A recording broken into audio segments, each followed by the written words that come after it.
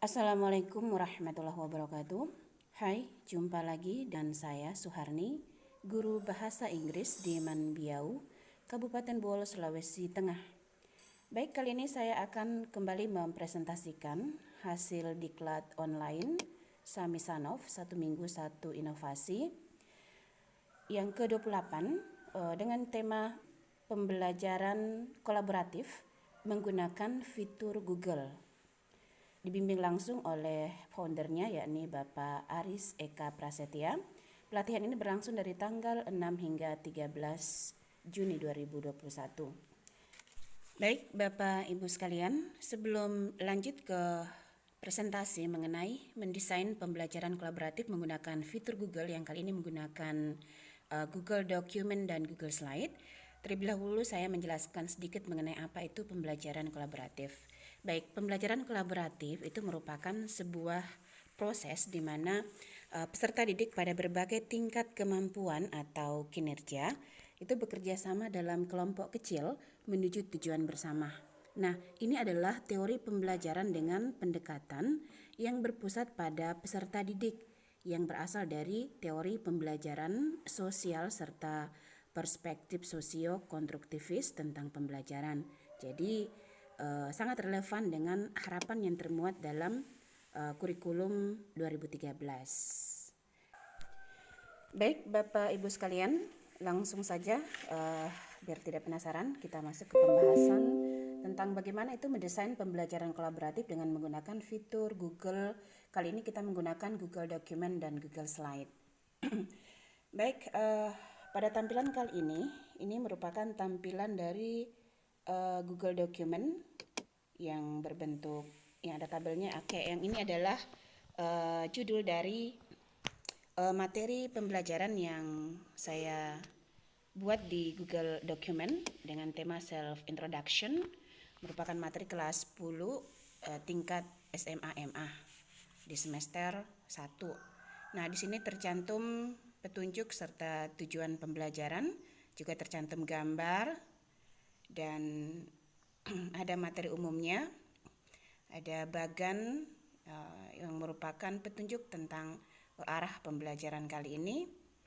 Selanjutnya ada linknya, ada link materi yang mana ketika ini diklik maka peserta didik akan diarahkan ke materi pembelajaran yang berkaitan dengan self introduction. Selanjutnya setelah mereka mempelajari materi ini, mereka kemudian diberi perintah untuk mengerjakan tugas yang secara kolaboratif. Nah, di sini ada komentar-komentar dari peserta didik yang terletak di bagian kanan dari layar yang tampak saat ini. Ya, ini ada beberapa komentar yang mereka sebutkan. Kemudian selanjutnya mereka membahas tentang tugas-tugas yang telah mereka kerjakan. Nah, ini adalah tugas selanjutnya yang mereka kerjakan secara kolaboratif. Jadi mereka itu bisa saling melihat hasil pekerjaan mereka di Google Document ini. Nah, ini adalah kelebihan dari pembelajaran kolaboratif dengan menggunakan fitur Google Document. Mereka saling memberi komentar, memberi pendapat, memberi masukan sehingga terjadi kolaborasi di antara sesama peserta. Nah, di sini ada 5 peserta yang memberikan komentarnya mengenai tugas-tugas yang telah mereka kerjakan. Selanjutnya di sini juga ada video yang saya masukkan, yang mana ketika mereka mengklik video tersebut mereka akan diarahkan untuk menyimak videonya. Dan setelah menonton videonya mereka diarahkan untuk menyelesaikan tugas yang ada dalam tabel ini. Nah, tentu ketika mereka mengerjakan tabel ini, mereka itu saling memberi komentar. Dan ini adalah komentar yang mereka berikan sekaitan dengan tugas yang mereka kerjakan yang tercantum di dalam tabel. Baik, selanjutnya ini adalah bentuk tampilan dari pembelajaran kolaboratif menggunakan Google Slide, Bapak Ibu sekalian. Di sini saya mengambil judul masih sama dengan Google Document tadi, ya, ini self introduction, dan ini adalah bentuk tampilan ketika ditampilkan dalam bentuk presentase. Di sini ada nampak efek transisinya. Jadi ini sangat menarik Bapak Ibu sekalian untuk Google Slide, karena ini merupakan PowerPoint-nya Google. Sangat keren. Ya, ini tampilan tugas-tugas dari peserta didik yang telah mereka kerjakan. Ini bentuk video. Ini bisa disimak, bisa dinonton langsung oleh peserta didik ketika mereka mengklik start-nya. Ini adalah hasil dari perintah untuk mereka memasukkan tugas berupa video. Ya, ini ada link materi, jadi kita bisa memasukkan juga link materi di Google Slide.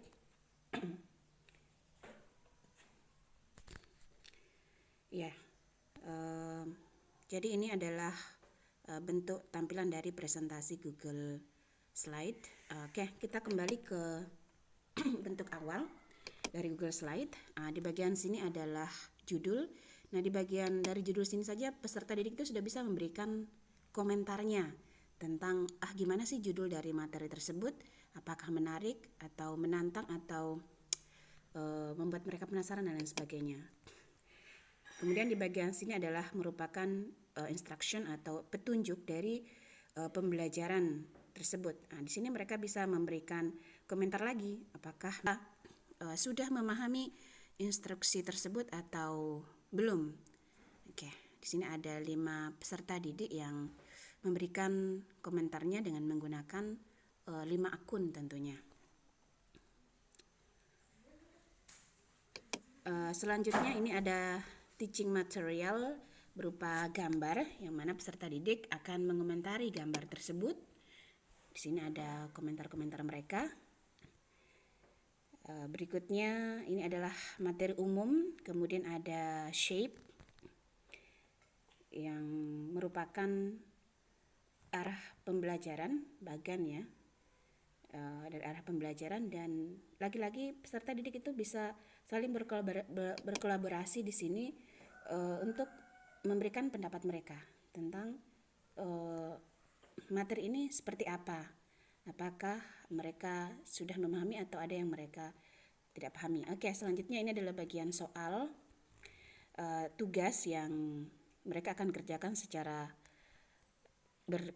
berdiskusi atau berkolaborasi. Jadi setelah mereka menyetorkan atau menulis tugasnya, itu bisa dilihat oleh peserta didik lainnya yang membuka Google Slide atau yang diundang masuk dalam Google Slide ini, dan mereka bisa mengomentari pekerjaan temannya jika mungkin ada dari temannya itu yang kurang pas ya. Jadi benar-benar ada kolaborasi di sini.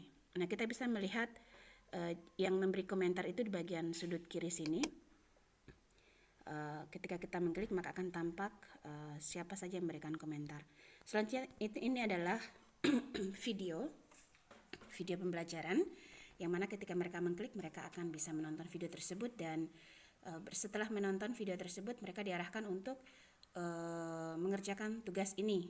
Nah, di sini ada perintah untuk memasukkan video lainnya sekaitan dengan materi introduction oneself dan introduction others tentunya. Ketika ini diklik, maka akan nampak video yang mereka upload di sini sebagai hasil dari mengerjakan tugas.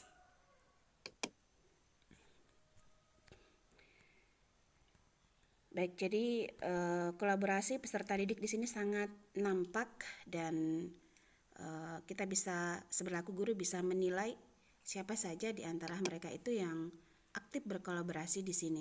Nah, di sini ada juga linknya, yang ketika peserta didik mengklik link tersebut maka mereka akan diarahkan untuk menuju ke materi tentang introduction, dan setelah mempelajari materi tersebut mereka bisa mengerjakan tugas berikutnya yang diberikan oleh guru, dan mereka akan terus saling memberikan komentar. Mereka akan terus berkolaborasi, memberikan masukannya mengenai jawaban dari tugas-tugas temannya tersebut. Jadi sangat menarik sekali Bapak Ibu sekalian. Selanjutnya saya akan memperlihatkan tampilan dari Google Document dan Google Slide apabila telah di-download dan berbentuk PDF. Jadi Google Document dan Google Slide yang tadi telah kita buat materi di dalamnya itu bisa di-download dan kita jadikan bentuk PDF seperti ini Bapak Ibu.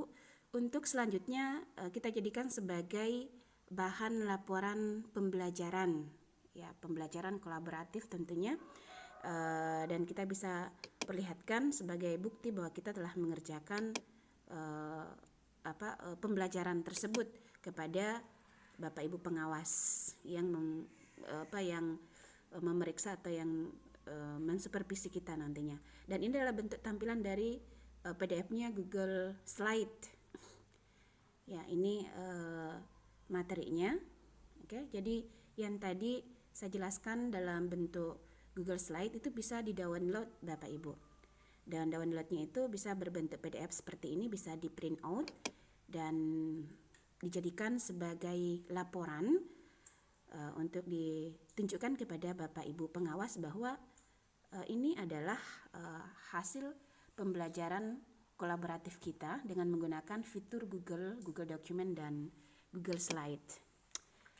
Ya, jadi sangat keren, sangat menarik dan sangat atraktif, sangat sesuai sekali dengan apa yang menjadi amanah di kurikulum 2013, yang mana dalam kurikulum tersebut disebutkan bahwa pembelajaran itu diharuskan berpusat pada peserta didik. Jadi pembelajaran kolaboratif ini Bapak Ibu itu benar-benar menuntut keaktifan peserta didik. Nah, dari situlah kemudian kita sebagai guru akan memberi nilai dari keaktifan peserta didik. Oke, saya kira demikian presentasi saya untuk kali ini. Semoga bermanfaat. Assalamualaikum warahmatullahi wabarakatuh.